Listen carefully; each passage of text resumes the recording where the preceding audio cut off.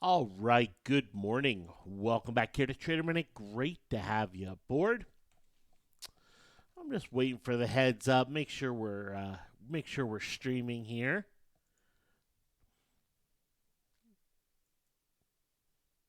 All right, we're good. All right, let's go. All righty. Interesting overnight. S&P futures halted once again, only this time for an upside rally. We saw futures down 70 points, a little more than 70 points, and go up 126 points before they were halted. Excuse me.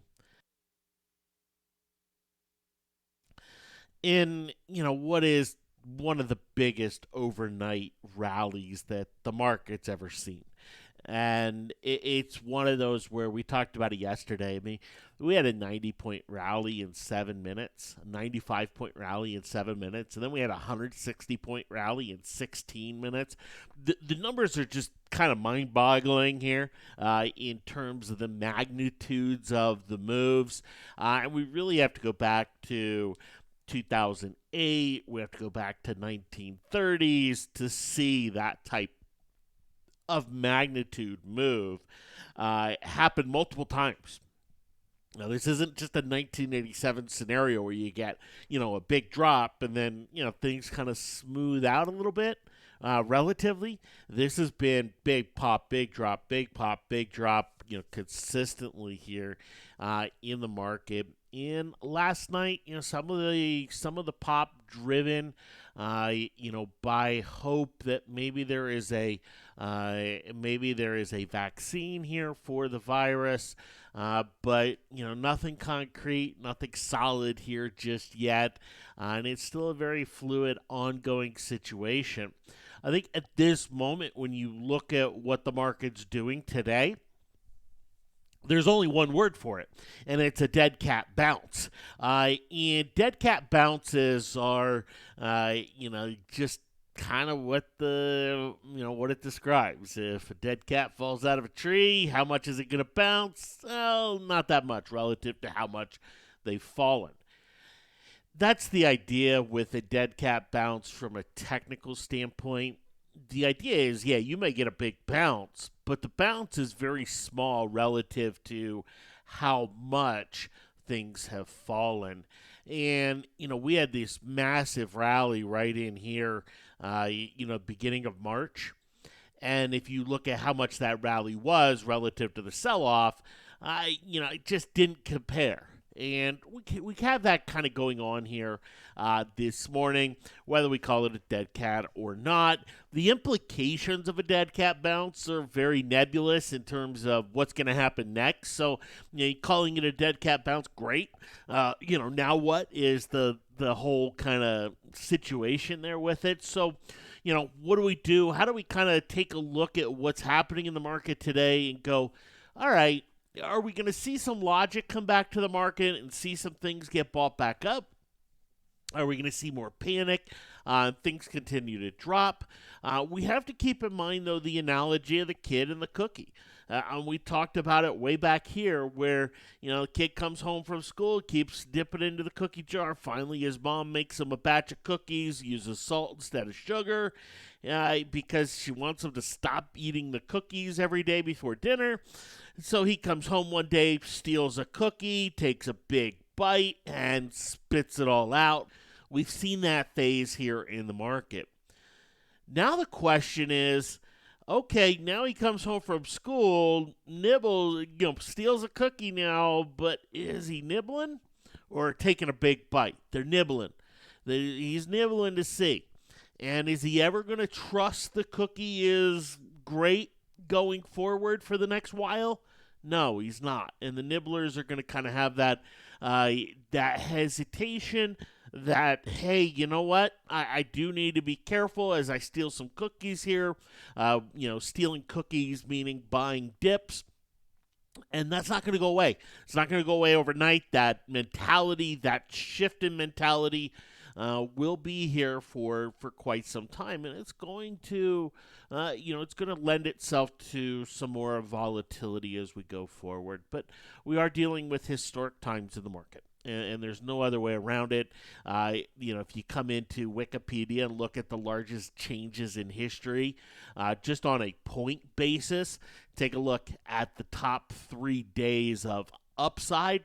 They have happened here in March, and the top 3 days of downside. They have happened here in March. It's pretty incredible. Pretty incredible there.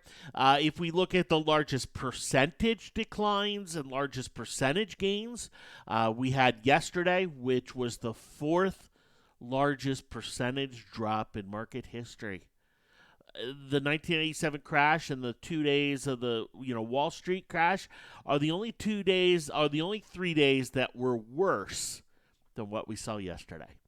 It's just incredible. Just astounding. Take a look at the biggest rally days, though.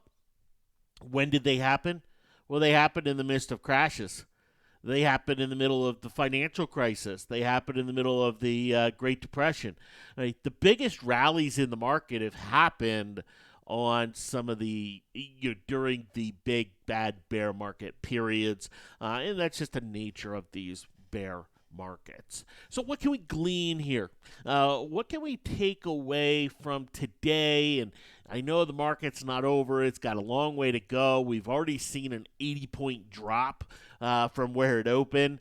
And then we saw, a 60-point pop, and now we're in the midst of a 40-point drop. So lots of pop and drop going on. What can we take from this? Well, first thing for me is to take a look at stocks in terms of the bounce that they're having. Because it's not often we get big drop, big pop. And oftentimes, when we go back in history, we can look at big drop, big pop and say, okay, which stocks are outperforming, which stocks are underperforming. And we had this element come into play earlier this month. And we talked about it, and we showed some of the stocks that held up extremely well. And we talked about them being stocks that are worth getting into when this whole thing settles out. They're not worth buying yet. They're just worth getting into when this whole thing settles out. AT&T was one of them. Now, with the rest of the market getting hit, it got hit again. And so my question is, looking at some of these, is, okay, yesterday AT&T down huge. Today, where is it? Ooh, it's not really recovering all the way back. Okay, no big deal. I'm not buying it right here, either way. But it doesn't kind of get highlighted there for me to say, all right, there's something going on here. Home Depot, same thing. JD. Interesting.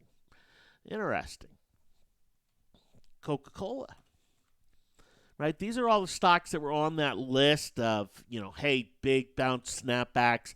When things settle out, let's be a buyer. They're not buys yet, but they're not really doing the same thing here today for the most part. A couple exceptions. Netflix, held up really well. Pulling on back, and my apologies. This is not doing that. I misspoke there. But nowhere close to where it was yesterday. Procter & Gamble, nowhere close to where it was yesterday. Walmart, nowhere close to where it was yesterday. The only one that's even close is JD. So what do? I put a couple stars on my watch list next to JD.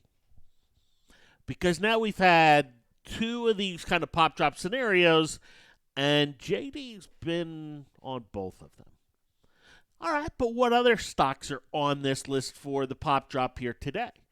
Well, take a look at Adobe. Big drop yesterday, big pop today, almost erasing yesterday's loss. Okay, market's nowhere close to erasing yesterday's loss. Adobe is. That goes on my list. Again, I'm not going to finalize this list until closer to the end of the day because, there's a long way to go. But Adobe, it's highlighted there. What about some of the banks? This is one of the first times we've seen the banks outperform. And, JP Morgan, you go, outperform. What do you mean? Well, take a look at where it is today relative to where it closed on Wednesday. It's at the same level. How many stocks are at the same level where they closed Wednesday? Very few. But the banks are. We haven't seen that in a bit. We haven't seen that outperformance here in a bit. And we've talked, repeatedly that in order to see a bottom, we need to start to see the banks outperform. Now, one day outperformance doesn't give me this confidence to say, bottom's in, go buy, buy, buy. But this is what I'm looking for here today to kind of look and say, all right, a little secondary watch list here. Where do we start to see some of these patterns forming?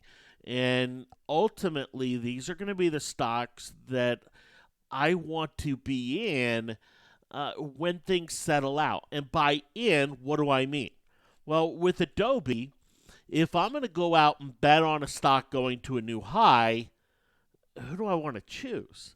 Do I want to choose American Airlines? Or do I want to go choose Adobe? Well, it'll be Adobe for me. And I'll be looking at some call spreads up in the 360 to 370 area, seeing if I can get in it for a buck or two. Really low risk, very high reward, and putting some of these speculative plays on when things settle out. And so for me today, it's kind of the day where I may get a chance to choose which stocks are going to be on that list when the time comes. And for me, the time isn't here yet. Why? Well, the metrics aren't shifting. I mean, we take a look at the rally today. It's a big rally, and yeah, the bullish percent index is up, but almost non-existent in terms of how much it is up. Excuse me now. If we take off the log scale, you can see what this looks like. I mean, today's rally is nothing. Absolutely nothing. If we come and we look at the number of stocks moving above a 7-day moving average, which is one of the first indicators that we need to see to say bulls are gaining control and this is more than just a bounce, there are only 7 stocks in the entire S&P that are above their 7-day moving average. That's incredible. Absolutely incredible. And they're not names that, most people think of. Here we have Equinox. We have Centene Corp, which is a healthcare company. But, these aren't exactly your Apples and your Adobes and whatnot here. It's one of the lowest numbers we'll ever see. We're not seeing a shift in the metrics here so far. What about the 20-day moving average? There's only 3 stocks in the entire S&P trading above the 20-day moving average. It's not one where we're seeing the metrics move here this morning, despite a monster rally here in the market. And so we talked many times about magnitude doesn't change the metrics. Okay, these two metrics, the 7 and 20-day number of stocks above or below, that is a little bit of magnitude. And the ones that are a little bit of magnitude are not shifting at all here today. What about the ones that don't, that don't rely on magnitude? Number of stocks making new highs versus new lows. Well, we're not making a ton of new lows today, nothing like yesterday. We're not exactly making any new highs. Not a lot in that gets that shows some sort of changing dynamic. Look at the advanced decline ratio. I mean, we are talking about way more advancers than decliners. What does that tell me? That tells me this is still a market that it's all in or all out. There's no differentiation going on. What does that tell me? That tells me that's a bear market scenario. And that's what we're in. So the metrics continue to be pretty bearish here, despite the bounce. And obviously these will change or can change as things go on. But, we're not seeing a metric change on this dead cat bounce. Now, as far as for the challenge, some crossover action. If we look on the bullish side, there are no upside 3-7 crossovers. If we look on the bearish side, let me pull it up here. There are no downside 3-7 crossovers, so nothing signaling to go after. I did talk yesterday about the challenge, about my approach to it, and kind of response to a few things that have come in, and what I'm going to do with the challenge here going forward. And that basically is, if it ain't broke, don't fix it. And the challenge has done a great job of keeping us out of, this absolutely historical volatility, and which is something that, let's face it, when I have run individual challenges without the algorithm, I have not done that. In fact, some of these pullbacks that we saw in 2018, 2016, I ended up taking a big loss in the challenge because the options just don't have great risk reward, and it's not just about picking where the stock's going to go the next day. It's a little bit of a different game. So the challenge has done a great job keeping us in cash. We're in a good position to strike if and when things start to stabilize a little bit, and I want to keep it that way. But we'll look to get into about $2,000 worth of SPY calls if we see the market vibe shift. There is no shift that's happening right here, right now, so nothing, nothing really to look at, there. Market is still very day tradable, and something that many stocks are day tradable with these swings. The option prices aren't great, but you don't need great option prices for day trading. You know what your risk reward is based on the current price, and you just up your exposure to change that magnitude there. But keep an eye on the banks. If ultimately the banks hold up today, I think that does bode well for the market going forward. If we do see the banks continue to lag, some of the fear elements will still come in. As far as how the coronavirus is, propagating and what's going on with it, it's still growing. I went out last night with my wife and daughter. Just went over to the grocery store.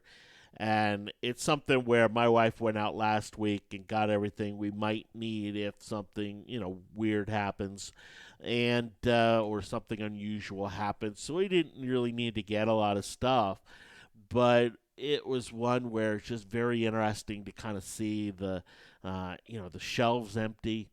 Even the big meat counter in this grocery store is known for having one of the best meat counters out there, and it's huge. It's an absolute monster of a meat counter.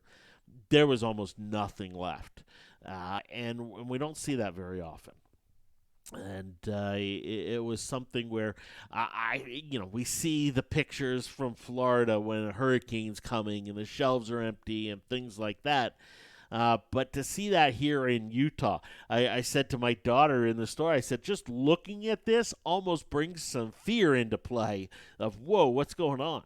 Right? And she looked at me, she goes, yeah, that's kind of crazy. And that's what's going on out there. And there is a fear element that as more things get canceled, as more economic, as more life changes happen through this, the fear will only increase, and that does, leave the market vulnerable to more downside as we go forward, and that has to be taken into account, and that has to be understood. And for someone like me who's operating on a mentality that the market's going to hit a new high in the next 12 to 18 months, I can go out and I can buy. I can go out and, go buy a Chipotle Mexican Grill, and I feel pretty decent about it. I can buy a Bank of America. I feel pretty good about it. But I still have to be a little bit wary and understand that if I buy too much, I have to hedge. And hedge prices are super expensive. And I have to hedge because a market that drops 30% can easily drop 40%, can easily drop 50%, and it has nothing to do with the valuation of the stock. It has everything to do with the fear and the panic that exists. Thanks for hopping on. Have yourselves a fantastic day, and we'll talk to you this afternoon. Take care.